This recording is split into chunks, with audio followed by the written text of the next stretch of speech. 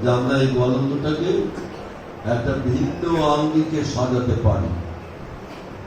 যদি আমরা এই সমস্ত লোভ লালসার বাইরে আসি, কিছু মানুষ যদি দেশপ্রেমিক হয়ে ওঠে, কিছু মানুষ যদি মানবিক হয়ে ওঠে, কিছু মানুষ যদি সৎ থাকে, তাহলে আমরা তাদের নিয়ে একটা টিম করে কাজ করতে চাই এখানে।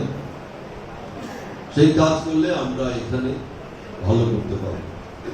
আপনাদের নিয়ে, আপনার গোয়ালন্দ নিয়ে আমার অনেক ভাবনা, কিন্তু সব ভাবনার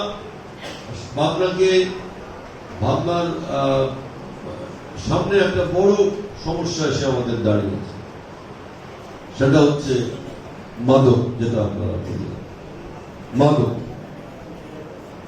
আমরা পরশুদিন বসছি রাজবাড়িতে। আমি আপনাদের স্পষ্ট করে বলি, খুব স্পষ্ট করে বলি, আমি জানি আমি যদি খোলা কথা বলি তাহলে আমাকে বলতে হবে এখানে রাজনৈতিক দলের অনেক নেতা, আমার নিজের দলের অনেক নেতা কর্মী আছে, এখানে অনেক কর্মকর্তা আছেন, পুলিশের লোক আছে যারা এই মাদকের সঙ্গে জড়িত। আপনারা স্বীকার করেন না স্বীকার করেন, আমি দেখতে পাই, আমি দেখতে পাই, আমি মানুষ দেখলে তাকে পড়তে পারি যে মানুষটা কেমন। এত বছর এখানে আপনাদের সঙ্গে চললাম, এত বছর আপনাদের সঙ্গে চলছি, এখনো আমি বুঝি না যে কে কি করেন, কে কি না করেন। আমি পরশুদিন আমরা বসে আমরা স্পষ্ট বলছি, কোন রকম ভাবে মাদকের কারবার করতে দেয়া যাবে না। আপনারা হে করছেন না, এর মধ্যে অনেকে আছেন যারা মাদকের কারবার।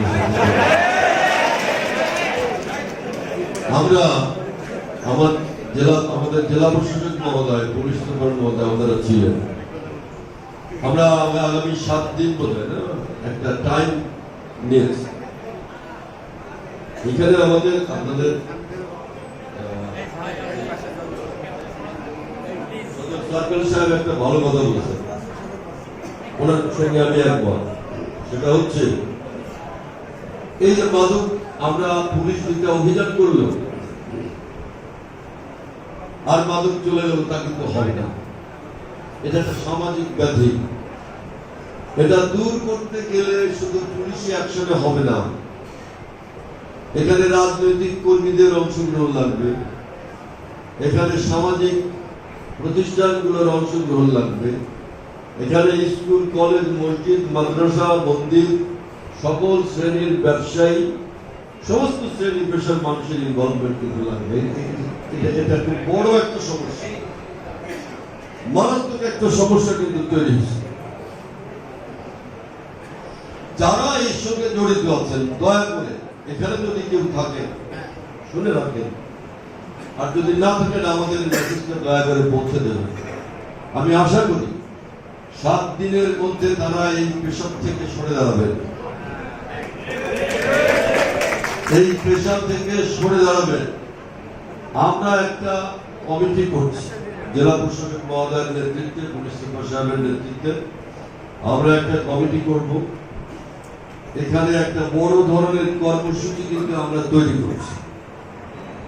সেই কর্মসূচিটা নিয়ে আমরা খুব তাড়াতাড়ি কিন্তু মাঠে নামবো। আমি খুব স্পষ্ট করে আপনাদের বলি, আমার যথেষ্ট বয়স হয়েছে,